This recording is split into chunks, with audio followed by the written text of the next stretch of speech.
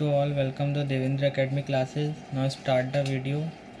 तो आज हम ट्रिग्नोमेट्री यूनिट फर्स्ट का चैप्टर थर्ड करेंगे। ठीक है, हमारा chapter first trigonometry allied angle दोनों कंप्लीट हो चुके हैं, उनकी वीडियो भी अपलोड कर दी गई है। एंड आज हम स्टार्ट करेंगे trigonometry ratio of compound angle. ठीक है, इसमें हम पढ़ेंगे सम ऑफ डिफरेंस फार्मूला एप्लीकेशन। ठीक है, विदाउट प्रूफ प्रोडक्ट फार्मूला और सम डिफरेंस वाइस वर्सा। तो स्टार्ट करते हैं। ठीक है, तो trigonometry is the compound angle. अब देखिए, तो कंपाउंड एंगल मीन्स होता क्या है। कंपाउंड एंगल मीन्स होता क्या है कि some all formulas, some all angles, ठीक है, सम ऑल एंगल्स एल्जेब्रिक, सारे जो एंगल्स हों वो एल्जेब्रिक हों। ओके, एल्जेब्रिक से समझते हैं आप कि एल्जेब्रिक एंगल की बात कर रहे हैं।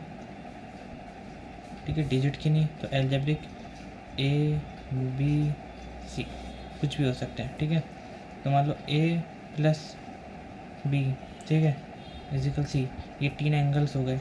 इनको हमने ऐसे लिख दिया कि ए प्लस बी प्लस सी, ये हो गया कंपाउंड एंगल। ठीक है, तो एल्जेब्रिक सम तथा एल्जेब्रिक सम टू या टू मोर देन, जिसमें दो या दो से ज़्यादा एंगल्स हों, उन्हें हम कंपाउंड एंगल्स बोलते हैं। ओके, तो इसमें सिर्फ इतना ही समझने का है। देन अब इसके फॉर्मूले की बात करते हैं। तो इसमें कुछ फॉर्मूले दिए गए हैं।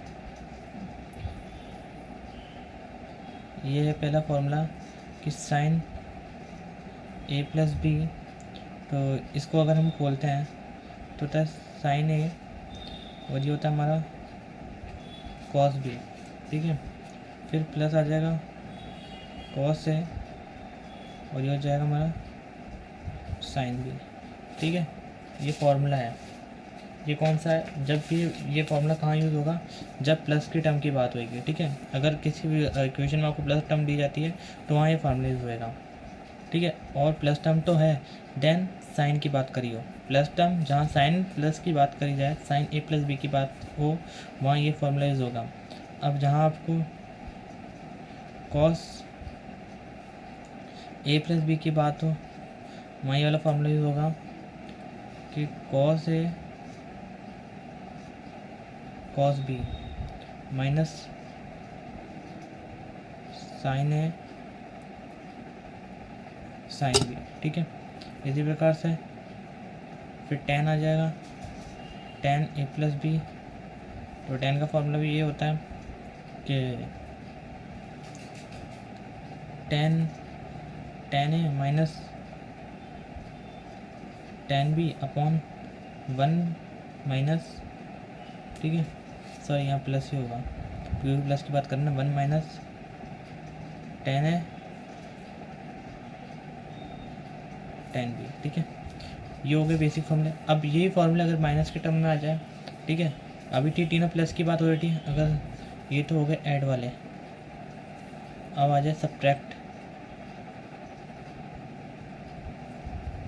ठीक है, तो साइन ए प्लस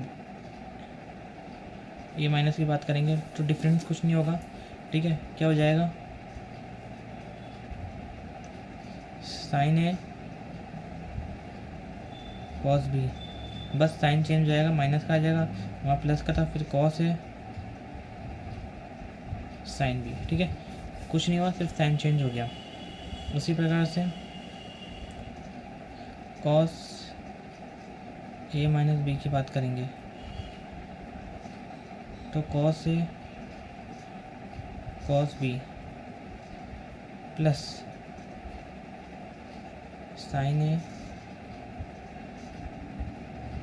साइन बी। हमेशा याद रखना कि जब कॉस ए माइनस की बात होगी ना, तो यहाँ पे बीच में साइन प्लस हो जाएगा, एंड देन जब कॉस ए प्लस बी की बात होगी तो यहाँ माइनस साइन माइनस में जाएगा। ठीक है, इसमें सिर्फ ये चीज़ें याद रखने की है कि माइनस और कॉस ए माइनस की फॉर्मूले की बात होगी तो वहाँ पे साइन जो होगा प्लस, जब इसको हम स्प्लिट करेंगे फॉर्मूले को, तो वहाँ साइन बीच में प्लस आ जाएगा, and then cos A plus B की बात करेंगे तो वहाँ साइन माइनस में आ जाएगा। Then ten A minus B, ठीक है। तो टेन ए माइनस बी को भी हम भाई ten A minus tan B upon हमारा आ जाएगा वन प्लस टेन ए और टेन बी, ठीक है। इस तरीके से हमारा कुछ फॉर्मूले बनते हैं, ठीक है। तो ये कुछ फॉर्मूले हैं जिसके अकॉर्डिंग हम सम्स करेंगे। देन एक और फॉर्मूला है, ठीक है। ये तो हो गए फॉर्मूले। सम इम्पोर्टेंट एक इम्पॉर्टेंट फॉर्मूला है कि अगर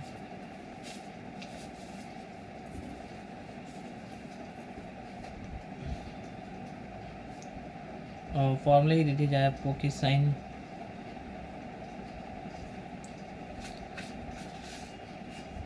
ए प्लस बी का स्क्वायर मान लो, ठीक है। हाँ, तो आपको कैसे करना है इस फॉर्मूले में कि साइन ए स्क्वायर, ठीक है,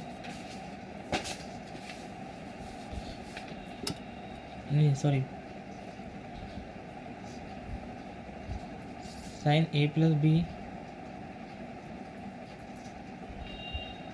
और साइन ए माइनस बी, ठीक है। ये फॉर्मूला दे दिया आपको, तो इसको स्प्लिट कैसे करना है, देखो यहाँ पे लिखना है कि साइन स्क्वायर ए माइनस साइन स्क्वायर बी, फिर उसी प्रकार से कॉस स्क्वायर ए माइनस कॉस स्क्वायर बी, ठीक है। ऐसे ही फॉर्मूला हो जाएगा। अब उसी से ये तो हो गया साइन का फॉर्मूला, और कॉस का फॉर्मूला भी, अगर कॉस के फॉर्मूले की बात करें, कॉस ए प्लस बी और कॉस ए माइनस बी, ठीक है। तो इसका फॉर्मूला भी स्प्लिट हो जाएगा ऐसे कि कॉस स्क्वायर ए माइनस साइन स्क्वायर बी, ठीक है। फिर प्लस यहाँ पे क्या आ जाएगा, इज इक्वल का साइन आ जाएगा, ठीक है। इन दोनों के बीच में इज इक्वल का साइन आ जाएगा, जैसे यहाँ आ गया। फिर यहाँ आ जाएगा कि फिर यहाँ आ जाएगा cos square B minus sine square A, ठीक है। तो ये कुछ सब इम्पोर्टेंट फॉर्मूले हैं जो कि जब आप क्वेश्चन करेंगे तब आपको समझ में आएगा, ठीक है। तो क्वेश्चन स्टार्ट करते हैं, ठीक है। तो सबसे पहले एग्जांपल्स की बात करते हैं, एग्जांपल स्टार्ट करते हैं, ठीक है। एग्जांपल्स में find the value of sine 75, ठीक है। अब हमें एग्जांपल करेंगे।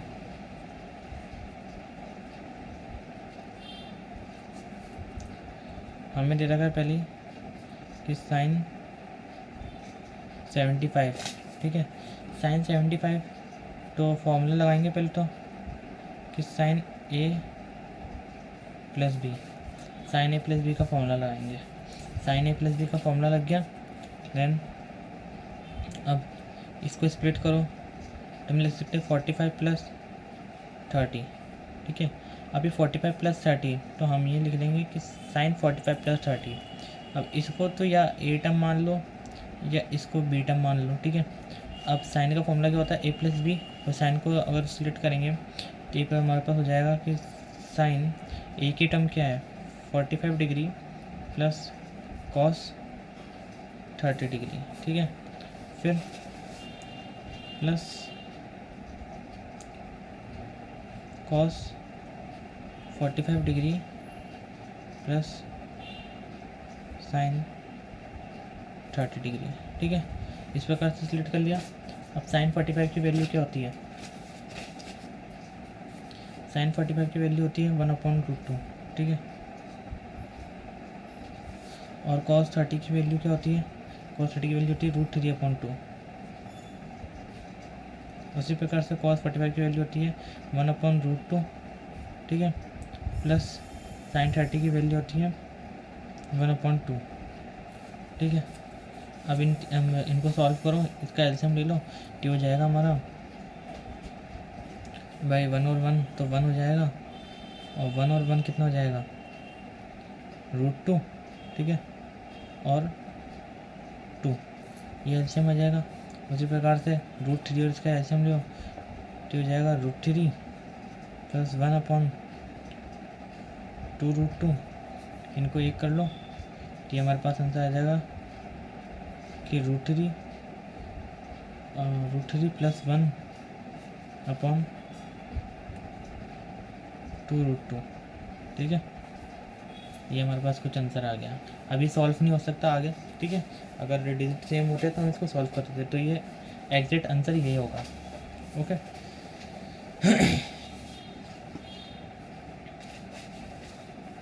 देन अब अगर कॉस की वैल्यू ले लें, ठीक है, मान लो इसकी जगह अगर कॉस होता cos 75, ठीक है, तो cos 75 में भी हम ये लिख सकते हैं कि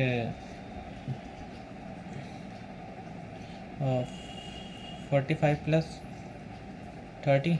अब इसको a मान लो, इसको b मान लो। cos का फॉर्मूला क्या होता है भाई, cos का फॉर्मूला होता है, cos का फॉर्मूला लिखो पहले तो, कि cos a + b, ठीक है, तो cos a + b का फॉर्मूला क्या होता है, cos a cos b minus sin a sin b, ठीक है, ये फॉर्मूला होता है। इस फॉर्मूले के अकॉर्डिंग रखो, हमारा a क्या है 45 डिग्री, और हमारा 30 क्या है, cos b क्या है 30, फिर sin a क्या है 45 डिग्री, b क्या है 30, सेम ऊपर जो हुआ था वही होगा, फिर 1/√2, ठीक है, क्योंकि 45 की वैल्यू तो ये होती है, और cos 30 की वैल्यू क्या होती है √3/2, 45 की वैल्यू 1/√2, और 30 की वैल्यू 1/2, ठीक है। सेम ऊपर वाला सम आया, डिफरेंट कुछ भी नहीं था, बट अब होगा क्या, इसमें साइन का चेंज होगा, वहाँ हमने प्लस साइन लगाया था, यहाँ क्या होगा, अगर आंसर डायरेक्ट मैं यूँ लिख दूँ कि √3 - 1 2/√2, ठीक है, तो ये आंसर बन गया, बट यहाँ पे माइनस साइन है, ऊपर हमने प्लस का साइन लगाया था, क्यों, क्योंकि साइन a + b का फॉर्म होता है, ये साइन b- का फॉर्मूला है, ठीक है। अब ये एक एग्जांपल हो गया, ठीक है, सिखाने के तौर पे। देन अब बात करते हैं हम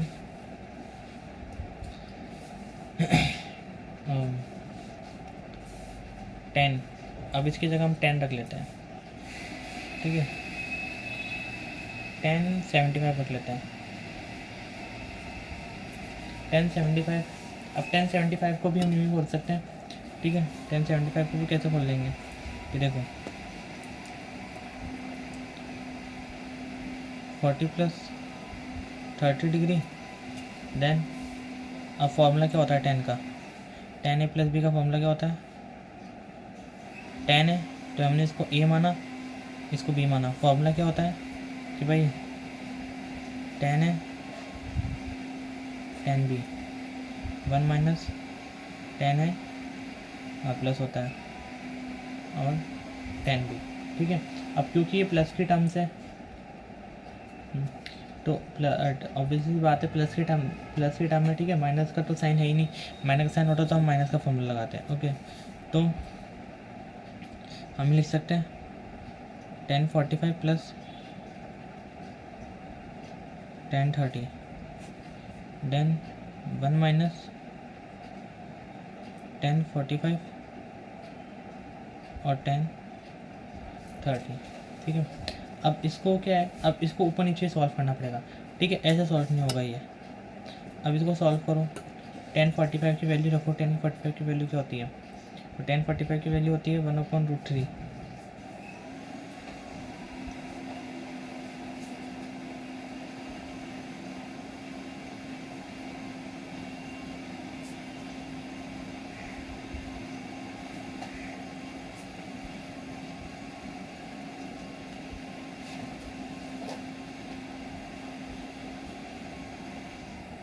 1045 की वैल्यू क्या होती है, सॉरी 1045 की वैल्यू होती है 1 + tan 30 की वैल्यू क्या होती है 1/√3। नीचे tan 45 की 1 - 1, ठीक है, क्योंकि tan 45 की वैल्यू 1, और यहाँ पे भी क्या होता है, इसकी वैल्यू क्या होती है 1/√3, ठीक है। ये वैल्यू आ गई। अब इसको अगर ऊपर सॉल्व कर लो तो ये क्या हो जाएगा √3 + 1, ठीक है। ये हो जाएगा हमारा √3 + 1, ठीक है। और इसको भी जैसे सॉल्व कर लो तो ये हो जाएगा √3 - 1, ठीक है। तो ये हमारा आंसर निकल गया। √3 को 1 से मल्टीप्लाई करो, √3 + 1 हो गया, अपॉन में √3 - 1 हो गया, तो सेम आंसर आ गया मेरे पास, ठीक है। ये मल्टीप्लाई नहीं होगा।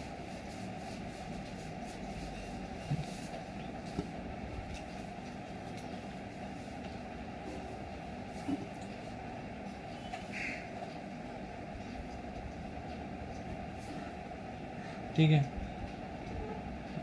अब एक वैल्यू और ले लेते हैं,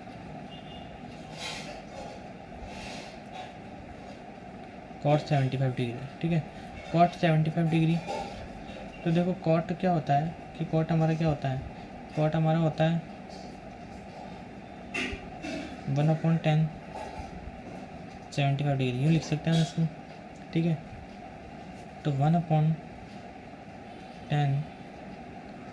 45 + 30 डिग्री, ठीक है। क्योंकि cot 75 आ गया भाई, 75 है तो, क्योंकि अब 75 है तो 90 के बीच में होगा ये, ठीक है। टेबल के अकॉर्डिंग बना के देखो,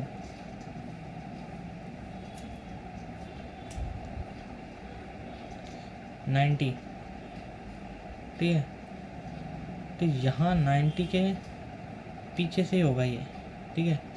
तो यहाँ से 90 की बात करते तो इसमें तो फंक्शन चेंज हो गया, तो ये हो गया हमारा 10 में, ठीक है। अब 10 में हो गया, अब क्योंकि माइनस में फॉर्मूला ऊपर नीचे अपोजिट हो जाएगा, कि 1 - 10 45 degree, then 10 30 degree upon 10 45 10 30 degree, ठीक है। इसको सॉल्व कर लो तो 1 तो वैल्यू होती है इसकी, और √3, देन इसकी वैल्यू क्या हो जाएगी 1 + 1/√3। अब अगर इसकी वैल्यू रखो तो √3 - 1 हो गया, और ये √3 + 1 हो गया, ठीक है। सॉरी, यहाँ तो 1 हो गई, जो ऊपर ही 1 हो जाएगा, ठीक है। इसकी वैल्यू ऊपर ही 1 होती है, तो आंसर आ गया हमारे पास, ठीक है। तो कॉट की वैल्यू हो गई है। तो इसके चैप्टर में, आज के जो चैप्टर था उसमें हमने ट्रिग्नोमेट्री कंपाउंड एंगल में हमने कुछ शॉर्ट एग्जांपल समझे, ठीक है। बेसिक क्वेश्चन करना चाहिए फॉर्मूले के अकॉर्डिंग, फॉर्मूले पढ़े, ठीक है, और पढ़ा कि कंपाउंड एंगल क्या होता है। अब नेक्स्ट वाली वीडियो में हम इसके और भी बहुत सारे एग्जांपल हैं वो करेंगे, एंड फिर देन एक्सरसाइज के क्वेश्चन भी करेंगे, ओके। सारे एग्जांपल्स नहीं करा सकते, नहीं तो वीडियो बहुत लेंथी हो जाएगी। देन ऐसे भी बहुत सारे क्वेश्चन मैंने अदर्स में कराए हैं, ठीक है। तो अभी के लिए बहुत है इतना, थैंक यू। और आगे से प्रैक्टिस करो आप, तो और भी अच्छा रहेगा।